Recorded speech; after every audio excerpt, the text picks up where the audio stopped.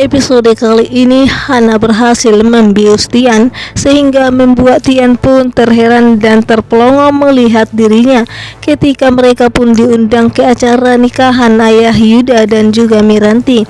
Di sini Hana berdandan secantik mungkin sehingga membuat Tian pun terheran-heran dan dia tidak menyangka kalau istrinya secantik itu.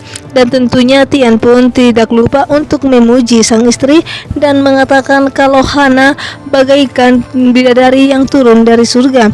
Tentunya istri mana yang tidak bahagia ketika suaminya sendiri selalu memujinya. Di sini pun Hana sangatlah beruntung memiliki suami seperti Tian, dan begitu juga dengan Tian sangat beruntung memiliki istri sebaik Hana dan sesabar Hana. Walaupun saat ini mereka banyak ujian, namun mereka selalu menguatkan satu sama lain.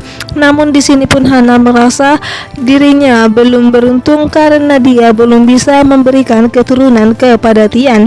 Namun untuk saat ini itu tidak masalah bagi Tian, dan semoga saja kedepannya Tian bisa sabar dan mereka bisa menemukan putri mereka. Tampaknya di sini pun Hana begitu sangat tertawa lepas ketika Tian menggombal dirinya di pagi hari ini, dan tanpa lama-lama dimanapun mereka pergi ke acara nikahan ayah Yuda dan juga Miranti. Awalnya mereka sangatlah terkejut mendengar kabar itu, namun apa boleh buat, dimana karena Yuda begitu sangat licik, dia hanya terpaksa menikah dengan Miranti agar keluarga Tasya tidak menebroskannya ke dalam penjara.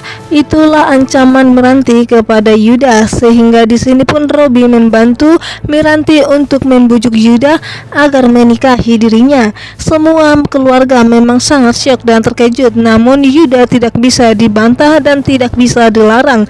Tibalah saatnya di mana Kinan pun mengundang dan mengajak Hana dan juga Tian ke acara pemberkatan ayahnya.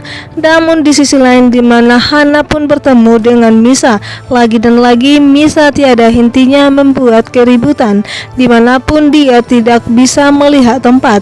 Dan di sini pun Misa lebih nekat untuk mendorong kue kepada Hana untuk mencelakainya.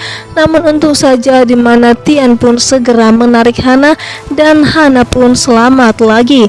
Memang Misa begitu sangat licik, dia begitu sangat jahat sekali orangnya. Dia tidak terima kalau Hana dan Tian sampai detik ini masih saja bersama dan mereka tampaknya semakin bahagia, dan sehingga membuat iri dengki Misa pun semakin memuncak. Dan di sini pun dia sebenarnya ingin membuat Hana menderita karena dia merasa tersakiti.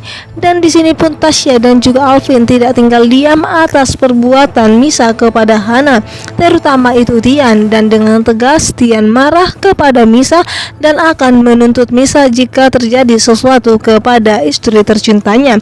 Dan di sini pun Misa mengatakan kepada Tian kalau dia balikan dengan Misa, dia tidak akan lagi membuat Hana celaka. Namun di sini pun Tian dengan tegas mengatakan kepada Misa apapun yang akan terjadi, istri satu-satunya itu hanyalah Hana, dan sampai kapanpun dia akan tetap mencintai istrinya.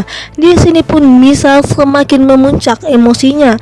Dia tidak terima atas apa yang dikatakan oleh Tian kepadanya, dan dia juga tidak terima kalau sampai kapanpun Tian masih saja membela dirinya. Sementara itu Kinan yang tidak terima atas pernikahan ayahnya kepada Miranti, dia pun ingin membuat pernikahan ayahnya berantakan. Di sini sebenarnya Yuda hanyalah terpaksa. Dari tatapannya dia tidak akan semudah itu nurut kepada Miranti, walaupun dimana Miranti akan selalu mengancam Yuda untuk menjemploskannya ke dalam penjara. Dan tiba-tiba saja pun Kinan yang tidak tahan melihat Miranti, dia pun segera datang dan menjambak Miranti. Dia tidak terima kalau dia akan menjadi ibu sambungnya sendiri. Dan di sini pun di sisi lain lagi dan lagi pun begitu banyak orang-orang yang tidak menyukai Tian dan Hana. Dalam perjalanan dari rumah Tasya, mereka pun dikejar oleh orang-orang yang tidak mereka kenal. Di sini pun untung saja di mana Tian selalu melindungi Hana dan tidak akan membiarkan Hana terluka sedikit pun. Namun Namun di sini pun Hana wanita yang kuat, dia begitu sangat pintar. Dia selalu membantu Tian dan mereka bersama-sama melawan para preman itu. Dan di sini dimana Hana begitu sangat kuat dan sehingga mereka pun berhasil mengalahkan para preman itu, dan mereka pun tidak tahu siapa sebenarnya yang menyuruh para preman itu. Dan pastinya Tian sudah mengetahui akan hal itu, namun dia tidak berani mengatakan akan hal itu kepada Hana karena dia tidak ingin membuat Hana semakin kepikiran. Pasti itu suruhan dari Misa, kalau tidak ke Yuda, karena hanya Misa dan Yuda yang menginginkan perceraian mereka dan menginginkan mereka tidak bahagia. Dan sampai sekarang Yuda pun tidak menyadari atas kesalahannya.